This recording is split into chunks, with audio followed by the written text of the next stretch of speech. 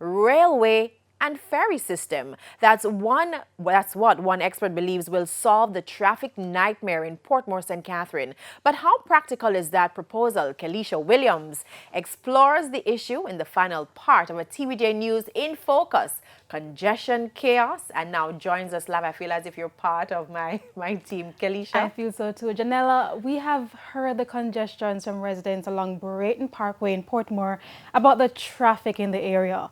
And some residents and even the mayor believe expanding the way is the best way forward. But that's not what the experts are saying. Portmore has always had traffic jams. 1998, 2003. Similar story, traffic woes in the Sunshine City. In 1998, traffic signals were proposed to solve the gridlock in Portmore. However, that didn't work. If you put so many people to live in a particular spot, then you also need to begin to provide public transportation. There was a train that ran through Portmore, so that should have been activated. So what's the way forward now for congested roads like Brayton Parkway? Architect Dr. Patricia Green says the authorities cannot look at one road alone. You can have a rail system or some kind of interface. So you hop on, hop off. So you hop on at Bridgeport or you hop on at Independence City and you hop off, etc. So instead of driving the car, especially school children, they can hop on, hop off. We noticed that the government has actually been using the train to get some of the children in St. Catherine to schools. So, you design your cities and you establish it in such a way that you have this mass transportation of movement. For Brayton Parkway, the municipal corporation and residents had suggested that 2 additional lanes would ease the flow of traffic.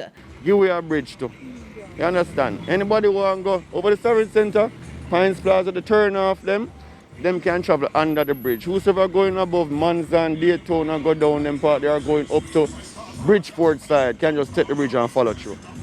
But for Dr. Green, I really am a little distressed at the level of increasing highways and road widening when we're looking at climate change and reducing our carbon footprint. And we have seen that road expansions don't necessarily solve the problem. Take the Mandela Highway, for instance.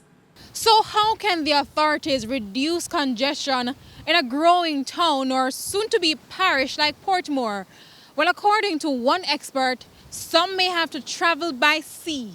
And I remember presentations being made when we were architects in a meeting to show how there were hovercrafts and all kinds of ferry systems that would take persons directly from Portmore over to the Kingston, and then they would connect with public transportation. But how practical is that? Long before we had cars, that's how people moved around Jamaica. We used rivers, we used the coast, so boats would go and take people from one section of Jamaica to the other. And then the train system came into place, so you had mass movement of people.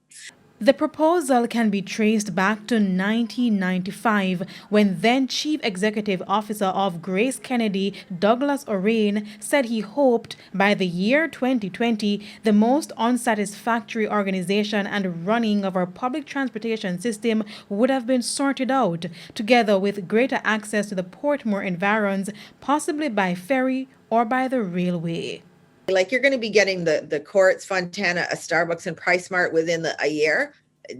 Trust me, people will follow. And so they need to look at that. They need to think long term and not just short term. It's no good if we come in and it's so overwhelmed that it affects everybody. But I'm confident that they're going to do what needs to be done. Kelisha Williams, TVJ News.